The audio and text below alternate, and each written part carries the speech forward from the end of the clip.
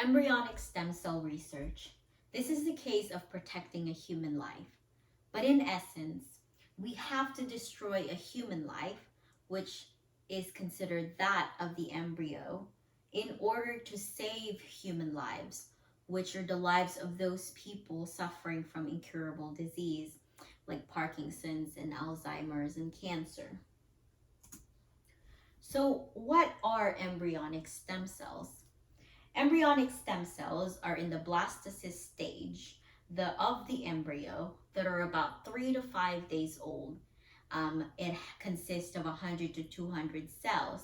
So imagine a grain of sand. Now, what's amazing about embryonic stem cells is that they're pluripotent. What that means is that it can regenerate more cells, it can make more of itself, and it has the ability to repair. And particularly for embryonic stem cell, it can be implanted to be any kind of cell. As an embryonic stem cell kind of like have a blank slate.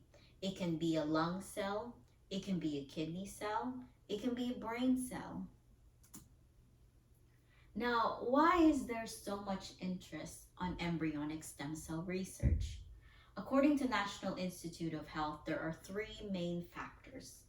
The first one is the increase in understanding why diseases occur. The other one is the regenerative innovation of the medicine using stem cell research. So being able to generate healthy cells so to replace damaged and affected cells.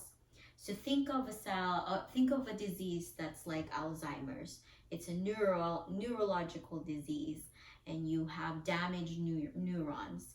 With stem cell research, we can better understand those damaged cells and use that embryonic stem cell to repair those damaged nerve cells. The last one is the significant factor of this research is being able to test new drugs for safety and effectiveness.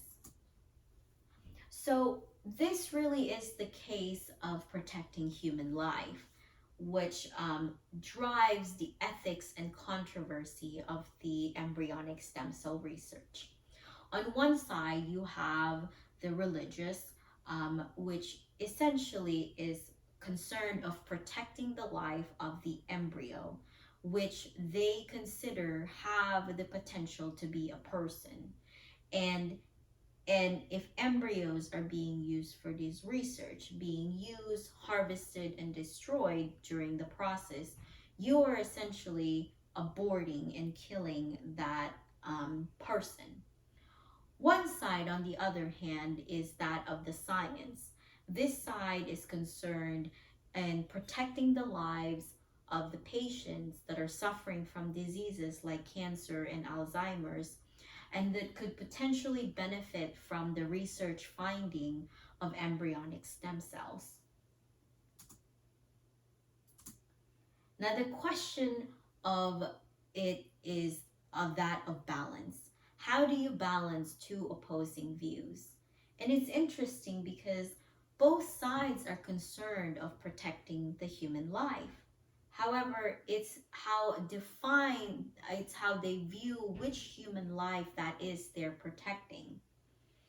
And so what I call is that of a justifiable research. What establishes a justified research in embryonic stem cell research?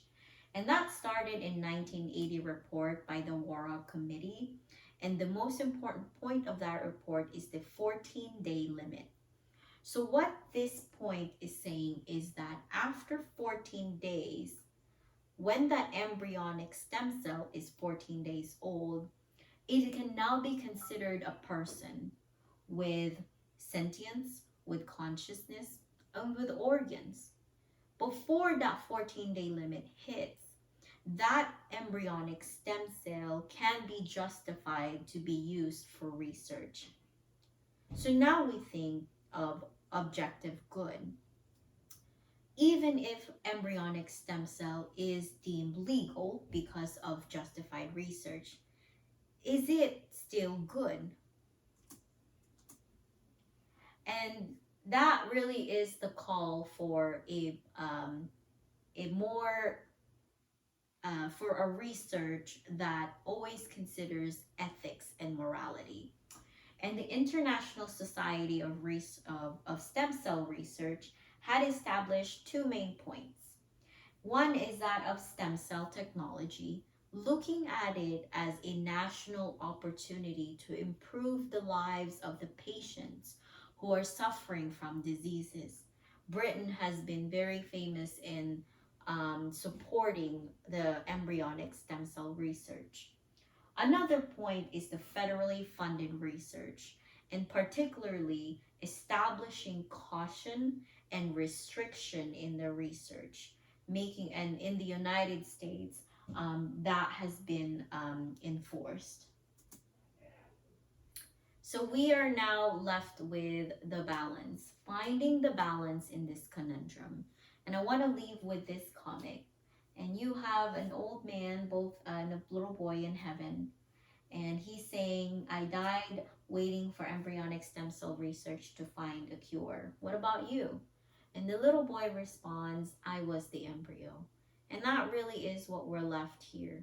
But we just have to remember that for the good of the society and for the good of people suffering from disease, embryonic stem cell research does save lives and does have the opportunity to treat all these diseases.